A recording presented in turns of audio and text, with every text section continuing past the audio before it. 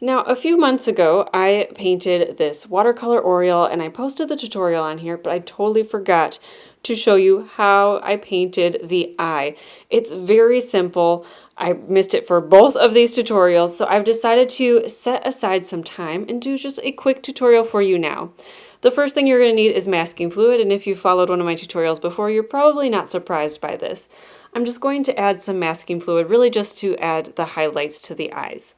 For my main highlights, I kind of like to do two. I don't always do that, but for this I am doing two little dots, one that's a little bit longer on the eye. And once that is dried, you're going to mix your base color. Now, I like to use whatever yellow or warm tone I'm going to be using throughout my painting, but for just the sake of this tutorial, I'm just using a little bit of yellow ochre mixed with a little lemon yellow. Yellow ochre is what I used for the Oriole tutorial, so I'm just applying a light wash to the entire eye, and we're going to let that dry. And trust me, this will make sense in a few minutes, but you do want to use a warm tone. So depending on the bird, I might use like a raw sienna or something that's, like more like a red tone. But for this bird and in general, my go-to is just a warm yellow. Now you do want that section to completely dry. So I moved on, I'm playing around with some paint in the other areas. And once that is dried, you're going to add your black. Now for this, I am using ivory black, I believe, just a regular black, and I'm getting the paint pretty thick. And I'm going to apply that over the entire eye, right over top of the yellow that we have laid on, right over top of our masking fluid. You're just going to completely cover the eye. Now, the big thing with this is you don't want it to be too watered down. Obviously, you want it to be thin enough that you're able to move it very easily, but you don't want it to be too runny. You don't want the yellow to be peeking through. But you'll see that it is a nice thick layer. So there is that water resting on the top, but it's not too thick. Now you're going to take a clean brush. It's going to be damp, so a clean, damp brush. And I always put mine into a point for this. You're going to just drag it across the bottom half or wherever your kind of secondary highlight is going to be. And see how I just picked that up?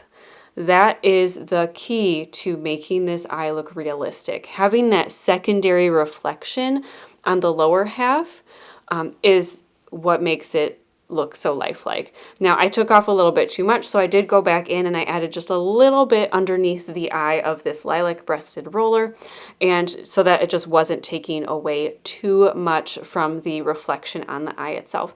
But the reason we put that yellow under there was to have that life kind of coming through in that dimension, so it wasn't just a white space. And you'll see when it dries, I'm going to let this dry completely. If I need to, I can add a little bit more, but it really will help the whole thing to come to life. Now, while the eye has been drying, I've been careful to avoid it and not add any paint into that negative space. I did decide to go through and I took off the masking fluid once it was nice and dry, just so I could get a better idea of what I was working with. I did decide to go back in and add just a touch more of the yellow ochre into that secondary highlight. And really kind of gives the illusion of there being an iris there. And that is really, I think, what makes everything pop. Now, the very last bit of detail, and this is totally optional, that I like to do for my eyes is, you might notice on the lower right-hand side, there's a little bit of that white space. I like to leave that there for a little bit of definition. So it is masking fluid. I did put it there intentionally. But it's very optional. It's just kind of one of those things that I've started doing, and I've noticed that I've done it unconsciously, really, but something that I like to do just to add a little bit of definition, especially with a bird like this that has kind of a mask right there, especially because it does get quite dark. I like having that there just to kind of, again, define the eye a little bit more. It kind of has like a little bit of a reflection, like a lower eyelid on a person. And maybe that's really why I do it, is because I've studied more with portraiture than with birds. I hope that you found the tutorial helpful and that you will be able to take the techniques that you learned from this tutorial and then apply it within your own artwork, not only just for bird eyes, but across the board. And before I send you off, I did want to share a very exciting announcement.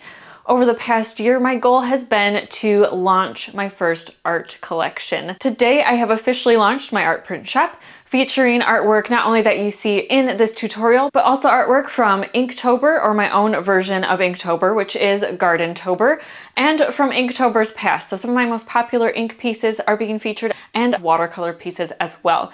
I'm very excited to finally be able to offer these art prints for you, whether you'd like to hang them in your home, gift them to a friend, or use them for your own inspiration. I'll have the link to the entire print shop linked in the description box, as well as in the first comment pinned to the top, so you should be able to find it. Thank you for celebrating this milestone with me, and if you enjoyed this mini tutorial, I would love to create more for you, but the only way that I know that it's helpful for you is if you let me know. So give me a thumbs up, you can share this video with people that you think might enjoy it, or just let me know in the comment section down below. And until next time, happy painting!